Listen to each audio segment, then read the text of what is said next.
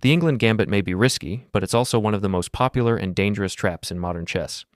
Today we'll break down its top 4 tactical pitfalls, tricks that catch millions of players every year and can decide the game in just a few moves. Let's dive in.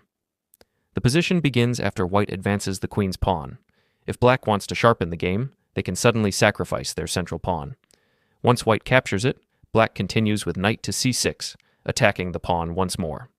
After white defends it, the main line of the Englund Gambit proceeds with queen to e7, adding a second attacker to the central pawn.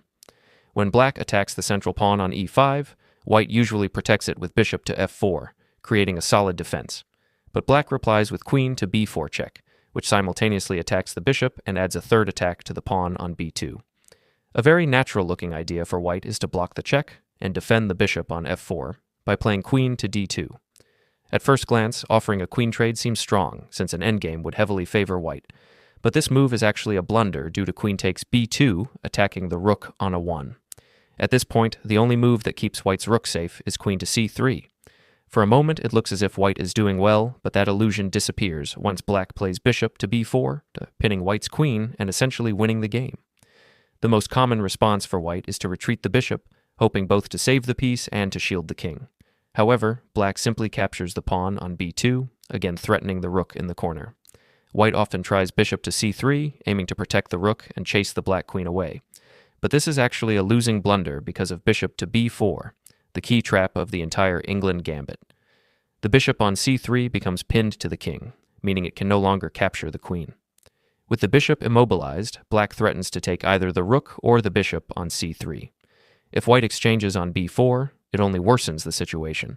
Black still threatens the rook, and knight takes c2 is about to follow, leaving white completely lost. If white instead tries to defend the bishop with queen to d2, the resulting queen trade appears stabilizing for a moment, but it carries another hidden problem. Once the white queen leaves the back rank, the king becomes vulnerable to the black queen's intrusion. Because of this, white cannot safely play the natural-looking bishop to c3, and the trap works exactly as black intends. That move is a blunder because of bishop to b4, allowing black to overwhelm white and win the game. In the critical position, the correct move for white is knight to c3, where the knight is protected by the queen, and the rook on a1 is no longer in danger. With this, black's original idea collapses. Still, black has one final attempt. They can play bishop to b4, this time attacking the knight on c3. White might consider rook to b1, driving the queen away, but instead of retreating, black can choose a more dramatic option, sacrificing the queen on c3. After the forced exchange, white's king is in check and must block. Then black continues with knight takes e5. At this point, black has 2 minor pieces and a pawn in exchange for the queen. It is not enough material compensation, but black still has active piece play, so white must proceed with care. For example, the knight on d3 is pinned, and black is threatening knight to c4, targeting the pinned knight on d2. White can stabilize the position with pawn to e3, which controls the important central squares and appears to shut down black's counterplay. But once black continues with knight to f6, many players fall into a very natural-looking development move, bishop to e2. On the surface, it seems harmless, just a smooth step toward castling. In reality, however, this move is a major strategic error.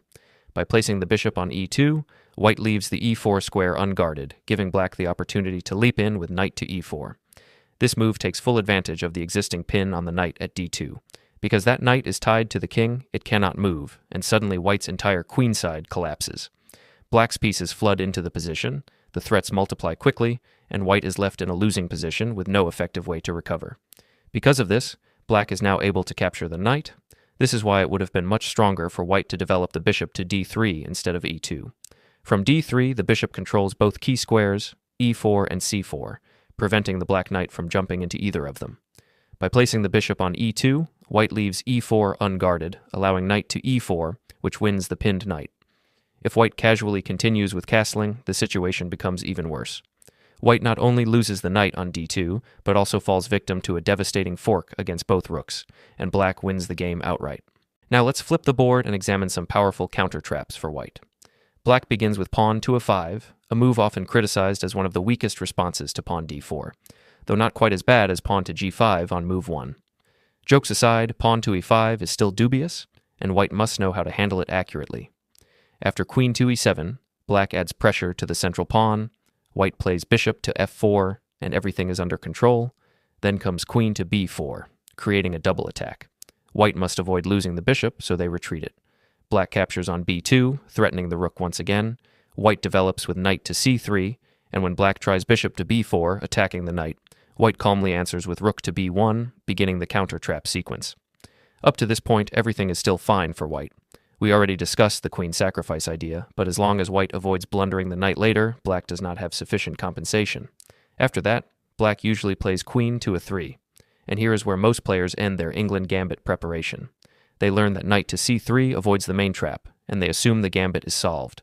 But the truth is more subtle. The position after bishop to b4, rook to b1, and queen to a3 is still extremely sharp. Material is equal, both sides have active pieces, and the game is far from refuted.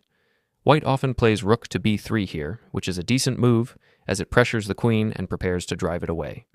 However, a stronger and more ambitious idea is knight to d5 immediately. This move creates a direct double threat against the pawn on c7, attacking both the black king and the black rook. If the black queen were on a 5, guarding the 7th rank, this tactic would not work. But with the queen on a 3, the c7 square is vulnerable, and white seizes the initiative right away. If white had chosen rook to b3 earlier, black could answer with queen to a 5, and from that square the queen would defend the pawn on c7. That is why playing knight to d5 immediately is the superior choice. After this move, not only is white threatening to capture on c7 with a fork on the king and rook, but the bishop on b4 is also under attack. If black trades pieces, they still cannot properly defend c7, and the pressure becomes overwhelming. Black's last tactical idea is queen to a 2, trying to create counterplay on the back rank. But white simply slides the rook away, and the original threat against the c7 pawn remains. Black is then forced into an awkward defensive move like king to d8, just to cover the square. With the king stuck in the center and black far behind in development, white takes full control of the position. From here, white can calmly strengthen the center with pawn to a 4 and continue developing with a clear advantage. However, if white wants to push for a more aggressive approach, knight to g5 unleashes a direct attack on the king side, threatening yet another fork against the king and rook. Black has a couple of defensive tries, but both ultimately fail. If black captures the pawn on e5 while also defending f7, white responds with queen to c3, a powerful multi-purpose move. It attacks the knight, places X-ray pressure on the f6 pawn, and even eyes the rook in the corner. If black tries to defend their knight, white simply replies, "Good night," because its fate is sealed. White sacrifices the second knight on f7 or e6 and finishes the attack with a barrage of forcing moves. Another defensive attempt for black is guarding the f7 pawn with their own knight. But white then strikes in the center, opening lines toward the exposed king. After the exchange, white can even sacrifice the knight intentionally to rip open the position. The follow-up is unusual. Instead of immediately delivering a check, white retreats the knight, unveiling a discovered check on the king and simultaneously attacking the black queen on a 2. This double attack secures the win on the spot. Thanks for watching. Master these traps to stay ahead and win more games.